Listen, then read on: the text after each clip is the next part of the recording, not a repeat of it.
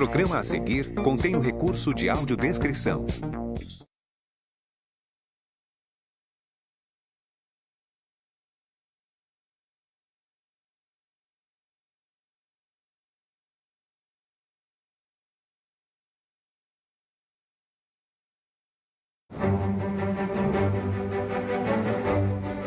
O mar é o berço dos primeiros seres vivos que habitaram o nosso planeta.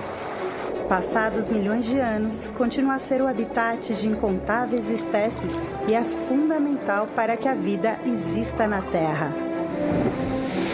Mas o mar está continuamente ameaçado pelos impactos da ação humana. A conservação do oceano e da vida marinha é urgente e inadiável.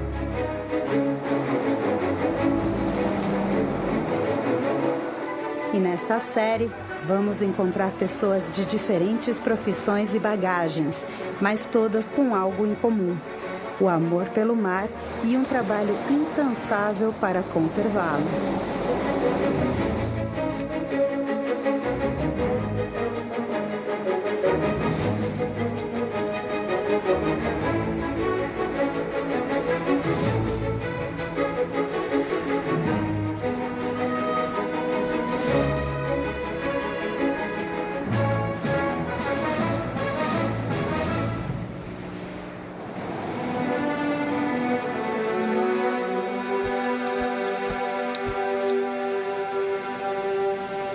E essa campanha que a gente começou chama Nosso Oceano.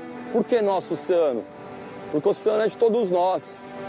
E quando a gente fala do lixo da praia, aquele lixo da praia não é meu, mas o planeta é.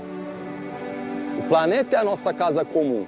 E essa campanha ela tem como objetivo a gente despertar nas pessoas a percepção delas sobre o que é o que a gente produz de resíduo e desse resíduo o que está vazando e acaba chegando na praia, tanto pela deriva oceânica, quando isso alcança os rios e o mar devolve, quanto por aquelas pessoas que vêm curtir a praia e traz, como aquela placa bem diz, traz a embalagem cheia e na hora de levar que está mais leve, a responsabilidade não é mais dela. E aí a gente vai, nesse espaço aqui, fazer desse lado para o rio, que é o funcional, 60 minutos de coleta, a gente tem os baldes, as luvas, e aí depois da coleta a gente traz e vamos ver se a gente consegue fazer a triagem se não estiver chovendo, né? Que a gente está com a nuvem circulando aí, porque senão aquilo ali já está meio que uma sopa e o lixo ali vai ficar uma coisa pior ainda, depois para contar vai ser difícil.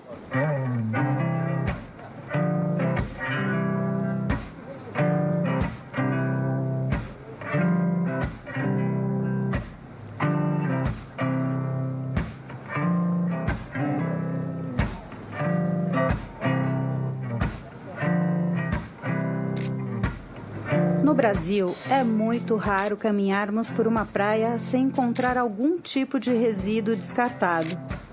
Até mesmo em uma praia deserta, o volume de plástico que invade as areias depois de uma ressaca do mar é sempre impressionante. Cerca de 9 milhões de toneladas de lixo plástico acabam no oceano todos os anos. Essa triste realidade mobilizou o jornalista e surfista João Malavolta, que passou a se dedicar totalmente à causa da proteção dos mares.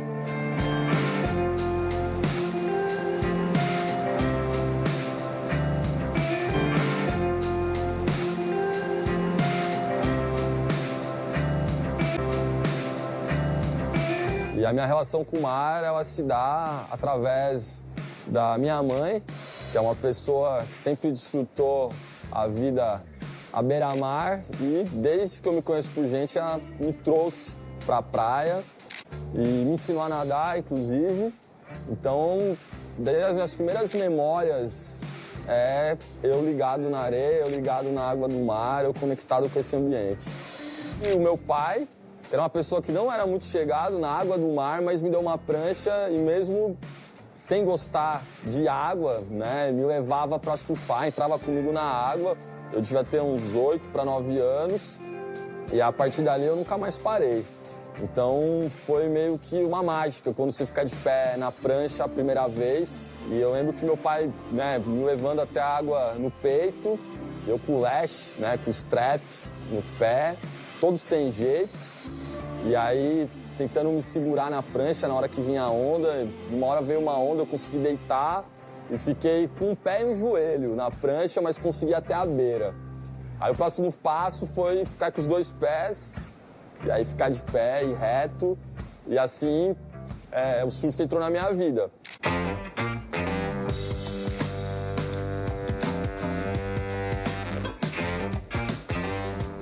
O surf ele é uma comunidade de pessoas que se conectam com o mar. E aí a gente vai formando um grupo de amigos na escola, isso ainda muito jovem, e um amigo também que tem surf, aí começa a marcar de surfar junto. Aí você começa a fazer parte dessa tribo, né, desses nômades modernos que buscam ondas perfeitas pelo mundo. E aqui Itanhaém é um lugar incrível, porque é uma cidade que tem 26 quilômetros de praia. Tem 4 praias divididas, né, uma divisão geográfica, por rio, por costões rochosos, por uma ilha costeira. Então existe uma variação também do tipo de onda. Então você excursionava por essas praias de bicicleta indo atrás dessas ondas. Então você surfava na mesma cidade ondas diferentes. Então desde muito cedo a gente já vivia essa aventura do surf.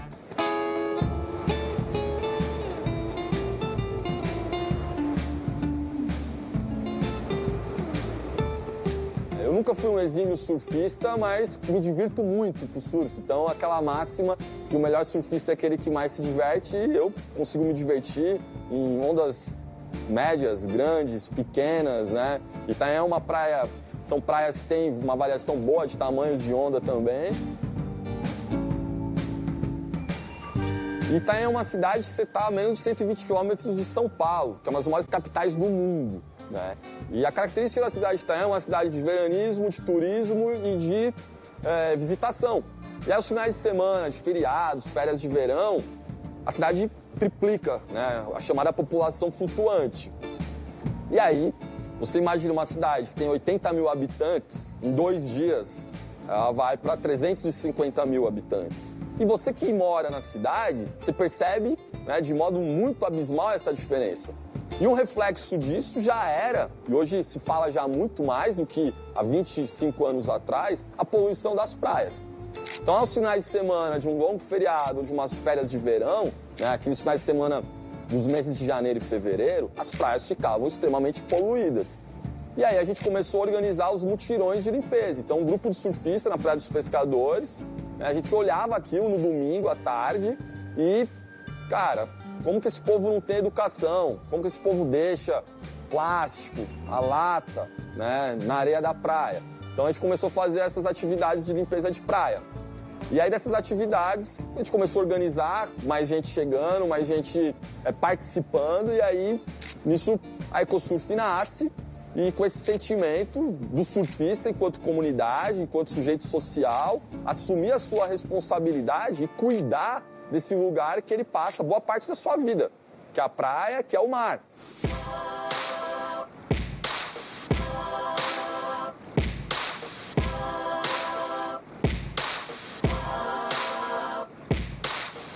Eu sempre gostei de fotografia, então eu tinha uma câmera, já uma reflex, na época ainda era de filme, já fazia umas fotos das ações da EcoSurf, já estava sendo algo mais personalizado, já tinha uma camiseta, já tinha uma identidade visual, eu tinha uma tenda, uma faixa, as campanhas focadas durante o verão nas praias e nas datas das efemérides, né? Dia do meio ambiente, dia do oceano, dia da terra, então a gente sempre tinha alguma atividade de campanha.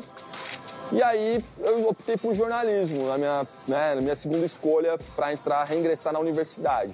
Eu lembro que a gente fazia nos finais de semana as ações da EcoSurf aqui em Itanhaém, e eu revelava as fotos e chegava na faculdade cheio de história, mostrando o trabalho, tá ali. E na hora de escrever jornal laboratorial, por exemplo, né, na grade do jornalismo tem o jornal laboratório que tem que fazer, eu sempre queria escrever sobre o meio ambiente. Aí os professores falaram assim, pô, João, só vai aprender a escrever sobre isso. Eu falei, pô, mas essa é a ideia. Eu sou ansioso de natureza e sempre a gente fazia coisas extraordinárias, era muito difícil comunicar. Eu não tinha computador, eu fui ter acesso a computador com 22, 23 anos. Eu tinha um amigo que fundou comigo a EcoSurf, André Coimbra. A gente foi a primeira composição de diretoria, meu amigo, grande amigo até hoje, pessoa muito querida. E ele já trabalhava com diagramação de jornal desde os 12, 13 anos de idade, assim. É um cara que teve acesso a computador muito cedo. E ele era designer. Ele fazia diagramação de jornal e revista. E eu lembro que a gente fazia as ações da EcoSurf junto. E aí eu escrevia texto em folha sulfite, na mão, manuscrito. E aí chegava para ele ditando o texto para ele digitar e colocar uma nota em algum jornal. E às vezes ele não conseguia me atender. E eu não tinha técnica de escrita. Era mais uma dissertação, não tinha uma técnica jornalística. Então, às vezes, eu olhava texto de revista de surf e meio que copiava o primeiro parágrafo trocando as palavras, né? Não sabia nem que era o lead, né? Então, no começo foi assim. E aí chegava pro André, tô com o texto aqui. Hoje eu leio, tenho todo um clipping desse período, eu leio as coisas e falo, nossa, eu escrevi isso, né? Mas já usava de uma terminologia do jornalismo ambiental, acho que isso foi uma coisa importante, já tinha uma facilidade de entender as nomenclaturas. Não tinha dinheiro para pagar alguém para fazer. Cidade pequena, os veículos nem sempre davam espaço. Às vezes você fazia um texto, sei lá, de 3.000 caracteres, entrava uma nota sem a foto. E aí eu falei, eu preciso comunicar isso. Nisso a gente começou já a comunicação digital, site, blog também. A partir de 2006, 2007 isso começou a fluir bem. Rede social surgindo, Orkut, Facebook. E aí eu comecei a escrever, exercitar isso aí para divulgar a EcoSurf mesmo. E fui o primeiro assessor de comunicação, me mantenho, já entrou pessoas, já saiu, a gente tem outras pessoas que escrevem também. Mas eu faço esse papel de mediar, né, as nossas relações de mídia, os públicos. Hoje, com as redes sociais, como eu comentei, né, a gente faz ali essa troca. São canais por onde chegam muitos convites de parcerias, de projetos, de muita coisa boa também chega por ali. É onde a gente comunica o que a gente está fazendo, onde a gente vai estar, o que a gente pensa, como a gente faz, o que a gente acredita. Então, eu fui estudar jornalismo justamente para poder falar da EcoSurf e, obviamente, eu aprendi a escrever, fiz outros trabalhos na área da comunicação, editor, sou designer, mas falar de meio ambiente, falar da EcoSurf, falar de oceano, sempre foi o que estava na minha veia. E a EcoSurf, ela simbolizava muito mais um instrumento de luta socioambiental em Itanhaém e na região. Aí a gente se conectou também com grupos pelo Brasil, através de programas de políticas públicas de juventude e meio ambiente, também rodamos muito por aí, congressos, eventos, seminários, Brasil afora. Mas isso não pagava as contas. E aí fui trabalhar como jornalista, como assessor de comunicação. Eu saí do trabalho de assessoria de comunicação, continuei assessorando a comunicação da EcoSurf, a parte tanto de assessoria de imprensa como de relações públicas, institucional. Eu que cuido hoje das redes sociais. É uma organização de pequeno porte, que tem uma presença relevante em rede social.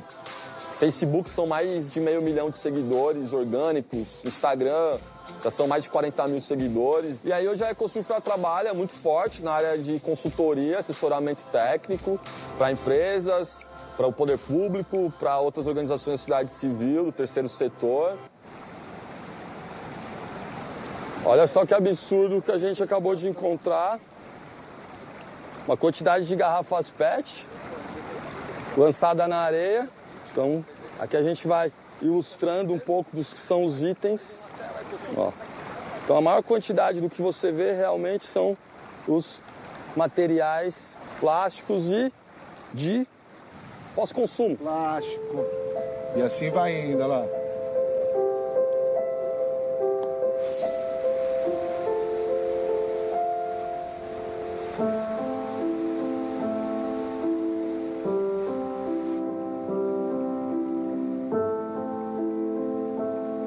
Você vê uma colher plástica lançada na areia. Então, são materiais que são instrumentos utilizados pelas pessoas para se alimentar. E no final, ó, mais uma chegou aqui. E no final as pessoas simplesmente descartam aleatoriamente, pensando que isso aqui a natureza vai dar algum jeito de degradar. Mas, na verdade, o plástico não é biodegradável. Então, é um material que vai se fragmentando, ele sofre um interperismo. Ele vai se quebrando em partículas cada vez menores, pela fotodegradação, e aí ele vira um nanoplástico e acaba ficando eternamente aí no ambiente, contaminando as praias, interferindo na biodiversidade e, sobretudo, hoje, que os estudos já demonstram que o nanoplástico que já está lançado, depositado no oceano, já interfere na cadeia alimentar.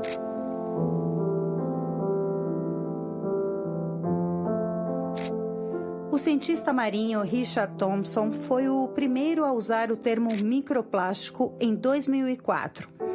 Thompson estava intrigado com uma coisa. Quanto mais aumentava a produção de plástico, menos se via nas praias e no mar. Até que encontrou minúsculos pedaços coloridos deste material em uma praia inglesa. Era o microplástico. O que se descobriu depois foi que o plástico se fragmenta continuamente até se transformar em partículas minúsculas. O microplástico circunda o globo em poucos dias, transportado pelo ar, e hoje está presente literalmente no mundo todo.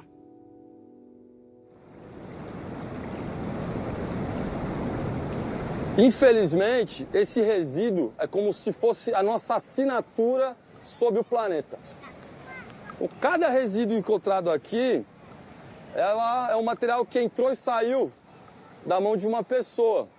Ou seja, olha a assinatura que a gente está deixando para aqueles que vierem depois de nós. Então a gente faz essa reflexão sobre qual é o nosso papel para conseguir enfrentar isso que já se tornou um problema não só de uma praia no Brasil, mas é um problema global. Então a gente queria saber essa experiência dos voluntários. Qual é a mensagem que você leva a partir de ter vivido isso aqui nessa manhã? Eu sempre faço um post no Instagram. O lixo que você deixa na praia diz muito quem você é. E assim, a gente faz isso por amor à nossa praia, amor à natureza, porque senão um dia vai acabar. Então vamos se conscientizar, gente, não deixar o lixo na praia, seja um micro lixo, qualquer lixo. Põe no saquinho e leva. Quem traz alguma coisa para a praia, leva de volta para sua casa, para onde esteja hospedado. A praia não é lugar nem de lixeira, quanto menos de lixo. A gente sabe que essa limpeza aqui não é o que vai salvar a praia, mas de repente o nosso exemplo que a gente deixou para as pessoas que viram, para o pessoal que de repente vai ver um post no Instagram, vai ver alguma coisa, talvez acenda alguma coisa dentro dessas pessoas. Então que a gente sirva de exemplo, primeiro a gente, para ir agregando cada vez mais pessoas. Então, é isso. Valeu aí, galera. Olha o monte que o cara faz mais pra mim, tá? Essa aí está do bagulho.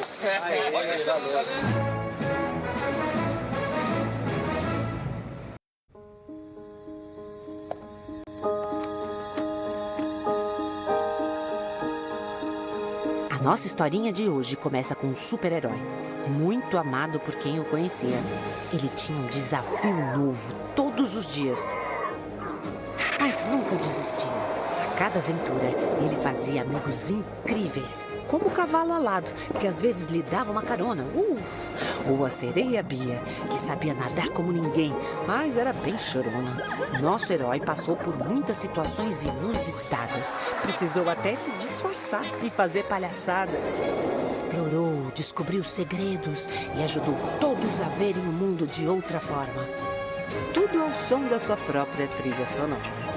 Mas no fim, ele sabia que seu maior poder era acreditar que podia. Papai Cascavel, lar de grandes super-heróis. Colégio FAG Bilíngue. Somos uma escola sedimentada em valores familiares, focada na excelência da qualidade no ensino. Surpreenda-se com nossa estrutura padrão internacional. 120 laboratórios de ensino de última geração, hortas, fazenda, trilha ecológica, 8 parques externos e 2 internos, centro multiesportivo, auditórios e muito mais. Agende sua visita. Estamos prontos para receber você e sua família. Colégio FAG Bilíngue. A universidade começa aqui. Há diversos perfis de crianças, mas quando se trata do transporte dos pequenos, apenas uma postura de adulto é aceitável: a responsável. Para sair de casa, toda criança com menos de 1 ano de idade deve estar devidamente acomodada em um assento infantil. De 1 a 4 anos, na cadeirinha de segurança. Dos 4 a 7 anos, chega a vez do assento de elevação. E menores que ultrapassem 1,45 m de altura devem ocupar o banco traseiro utilizando o cinto de segurança. Quem se preocupa, faz o uso do cinto. O lugar adequado para as crianças é sempre na cadeirinha.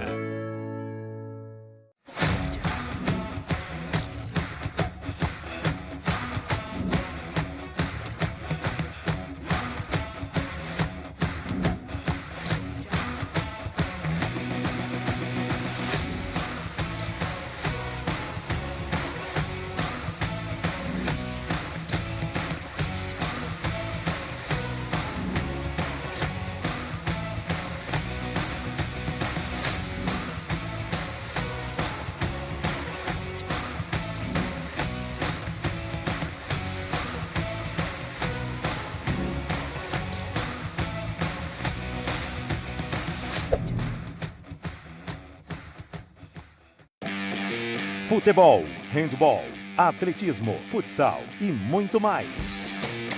Hora do Esporte. Toda segunda-feira, às 19h15, você fica por dentro do esporte. Hora do Esporte. Segunda-feira, às 19h15.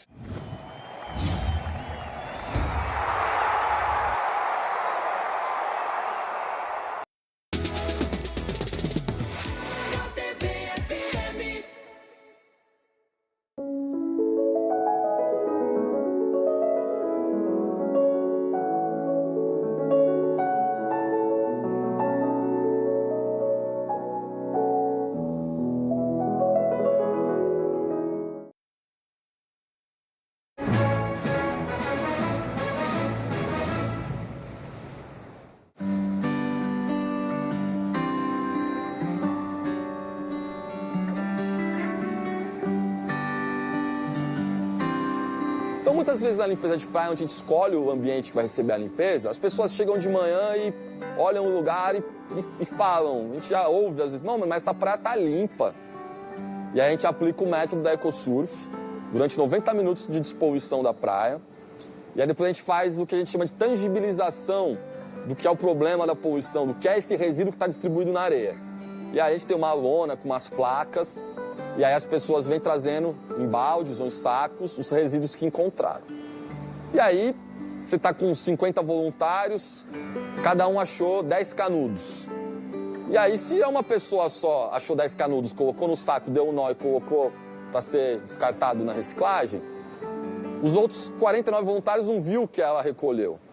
Nessa estratégia de tangibilização, todo mundo desensaca ou retira do balde o que encontrou. Então, se cada um achou 10 canudos, você multiplica por 50, são 500 canudos. 500 canudos choca, porque não era só um canudinho. E aí você fala do canudo, do filtro de cigarro, do plástico duro, do plástico mole, da para, da diversidade dos resíduos que tem. E depois você avalia isso com os voluntários. E aí aquela impressão de que a praia estava limpa, ela é superada no mesmo momento. Porque esse exercício é como se colocasse uma lente no problema da poluição, uma lupa para ver de perto. E isso reflete, isso a pessoa leva aquilo com uma mensagem para ela e vira um multiplicador. E ela nunca mais vai chegar na praia e enxergar a praia do mesmo modo. A gente vive hoje, sobretudo com as emergências climáticas, os eventos climáticos extremos, o efeito de situações que já vêm sendo narradas há mais de 40 anos. Então, para nós, não é novidade, né? A gente está vivendo esse momento de tentar adiar, né, o efeito nocivo que vai afetar, sobretudo, a maioria das pessoas e os pobres, né? Que da nossa interferência involutiva no planeta. E aí, ambientalista é uma linha de raciocínio que ele gera um senso crítico, que ele quer empoderar, que ele atua em rede descentralizada, distribuída. O trabalho voluntário, ele é a alma do engajamento. Então, são pessoas que doam seu tempo, emprestam seu conhecimento para uma causa maior. Porque o voluntário, ele não tem preço, ele tem valor. E é uma maneira de você também se enriquecer culturalmente, o seu conhecimento técnico, inclusive, né, numa troca com outras pessoas, com outros grupos. Então, é muito importante as pessoas que conseguem se dedicar ao trabalho voluntário. E no DNA da EcoSurf está o trabalho voluntário, né? Das grandes mobilizações, dos mutirões de limpeza, das ações diretas com ativismo, indo para discutir política pública, fazendo advocacy, pressionando na classe política para legislações que defendam o patrimônio, né, da sociobiodiversidade brasileira. Então, levando o surfista para fazer manifestação na Vida Paulista, no Ibirapuera, em frente ao Congresso Nacional. Então, a gente teve muito disso, assim, de se destacar e ser reconhecido por isso aí na nossa trajetória. Então, na missão da EcoSurf está a frase, empoderar o surfista para atuação em causa pública. Então, é justamente tirar o surfista também do seu espaço de conforto, que é o litoral, e pensar que tudo que você causa de impacto na natureza reflete em quem é a natureza. E nós somos a natureza. Então, automaticamente, a gente sofre o reflexo de qualquer dano ambiental.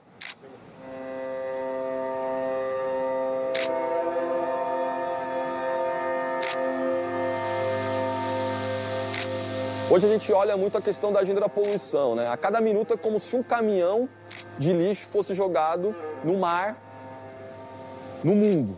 Então é algo assustador. E esse resíduo ele chega no mar por conta dos rios, né? Então o resíduo ele vaza das cidades, em algum momento ele chega nos corpos d'água, seja numa área de transbordo de águas pluviais, e aí vai num córrego, esse córrego vai para um rio, e todo o rio corre para a parte mais baixa, que é o mar, né? Por gravidade. E aí esse resíduo vem parar no mar. E aí a gente tem dias de praias extremamente poluídas.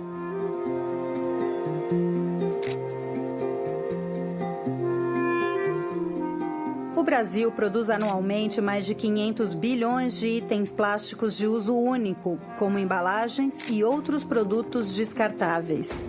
Existem projetos em discussão no Congresso Nacional, alguns inclusive de iniciativa popular, que buscam estabelecer metas para reduzir a produção, fazer reuso e ter reciclagem das embalagens plásticas, além de estipular um prazo para a eliminação de microesferas de plástico nos produtos de higiene e cosméticos.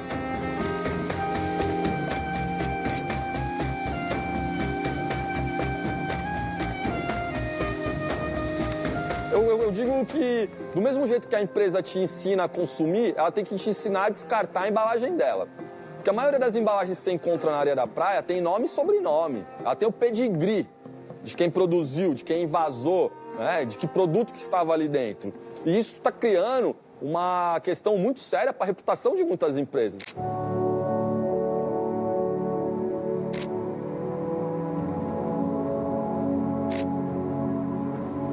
Uma coisa que a gente tem que tomar muito cuidado é que se criou uma máxima, não, se é possível reciclar, tá ok, pode ser consumido e pode ser descartado.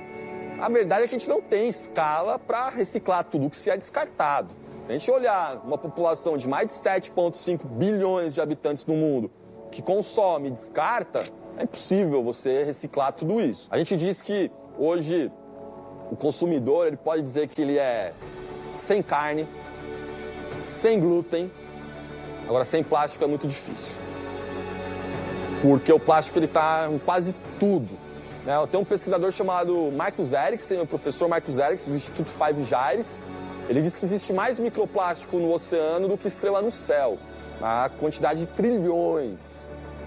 E aí hoje a gente já tem um estudo sério, científico, que o microplástico já está na placenta, no sangue, no pulmão, no intestino humano. Então é muito grave. A gente sabe que as tartarugas marinhas, a cada 10 tartarugas que vêm a óbito, a conta é que 9 teve interação com plástico no decorrer da sua vida e fatalmente isso ajudou a levar ela a óbito. Então a gente está vivendo uma emergência da poluição pelo plástico. A gente sente que aonde a indústria puder, ela vai plastificando as nossas vidas. A gente hoje conseguiu nos últimos 4, 5 anos conectar com empresas que de verdade têm propósito. Não é só aquele greenwash, aquele banho de verniz verde para dizer que é sustentável. São empresas que de fato querem fazer a mudança, que tem nos seus pilares a sustentabilidade como algo que estrutura qualquer e toda ação e tomada de decisão da empresa.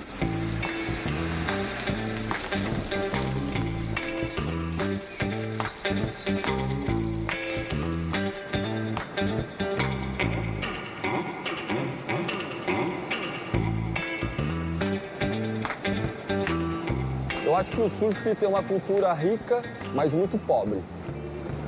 Porque existe uma mercantilização da filosofia surf, dessa cultura extremamente rica, o surf virou um produto. Tem um havaiano que diz que o surf acabou quando virou esporte.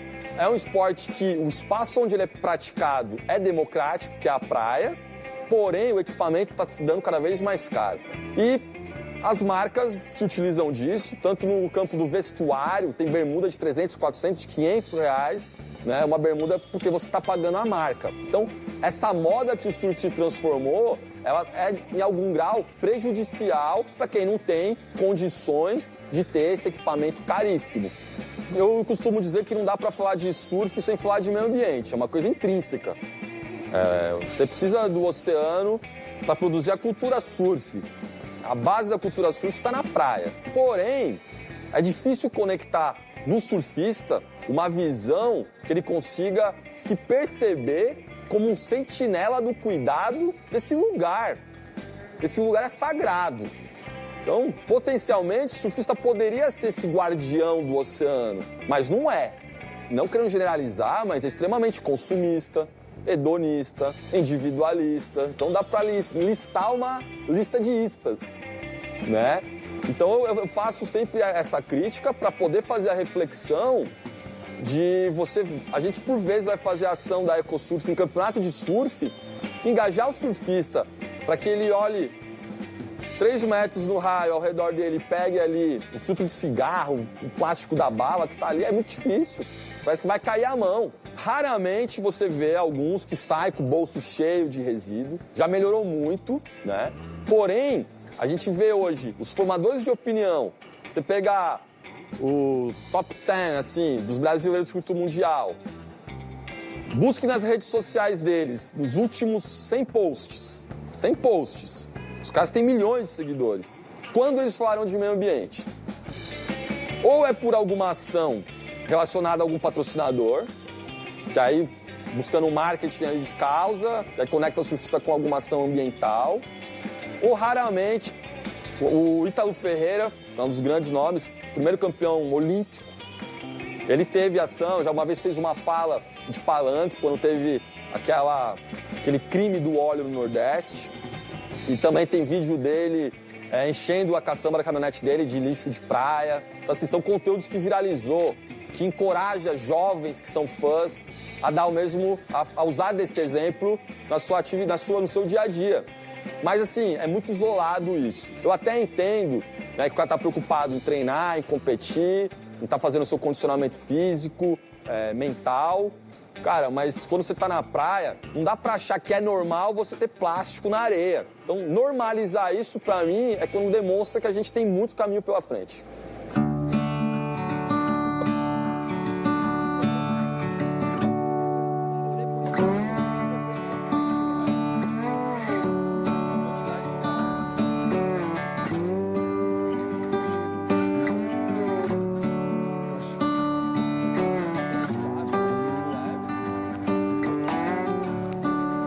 O trabalho de mutirão de limpeza de praia é uma ação de sensibilização ambiental. A gente sabe o quão paliativo aquilo é se você pensar num ano de 35 dias. Você faz 40 ações num ano, ao mesmo tempo você sabe que no dia seguinte, aquela praia que você limpou fatalmente vai estar suja novamente, dependendo da influência do clima, de maré, de vento, ou do uso extensivo, né, da praia por visitação, turismo, etc., vai voltar a poluição. Então o que a gente descobriu, né, durante essa performance da limpeza de praia? A gente tem que focar no voluntário, não no lixo. E aí focar no voluntário é o quê? Trazer uma experiência positiva e de impacto, que surge um efeito de reflexão em quem participa. A EcoSurf, a partir de 2012, 2013, a gente começou a criar um programa de coletivos EcoSurf com núcleos espalhados pelo Brasil.